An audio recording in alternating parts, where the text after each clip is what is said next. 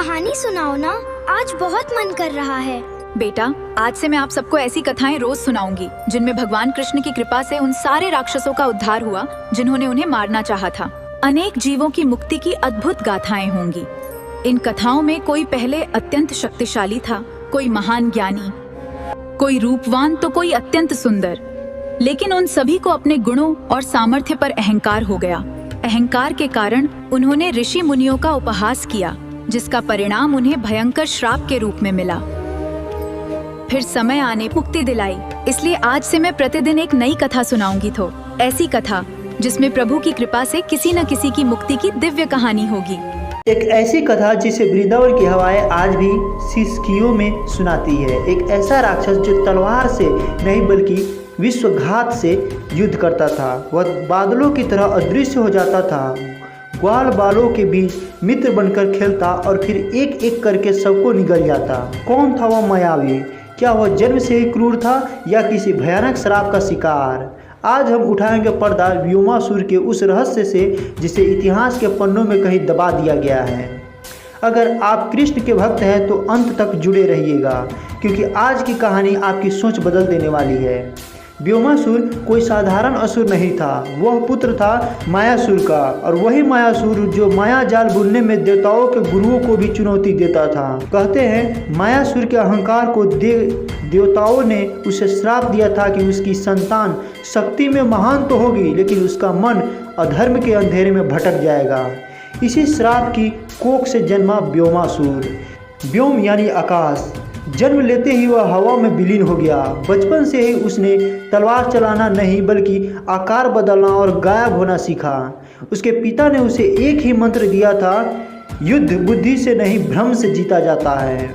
जैसे जैसे वह बड़ा हुआ उसके भीतर प्रतिशोध की आग भड़कने लगी। उसने ऊंचे पर्वतों की गुफाओं में हजारों साल तक ब्रह्मा जी की तपस्या की। जब ब्रह्मा जी प्रकट हुए तो व्योमासुर ने दुनिया का सबसे खतरनाक वरदान मांगा। उसने कहा, मुझे ऐसी माया दो कि काल भी मुझे पहचान न सके। ब्रह्मा जी ने उसे 3 शक्तियाँ दी।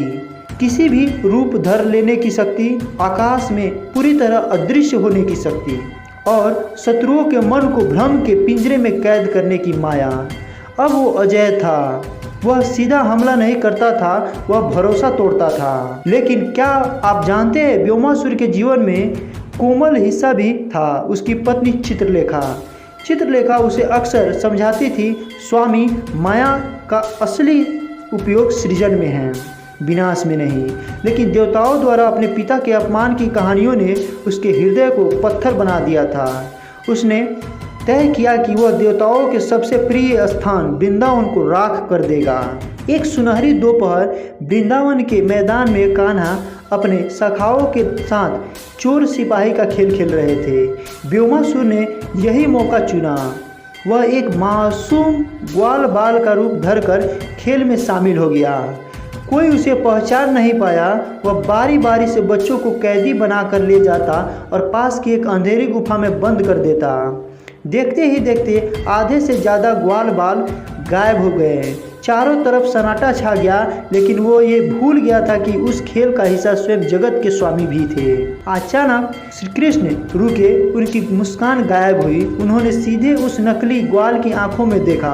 व्योमासुर समझ गया कि उसकी माया पकड़ी गई है।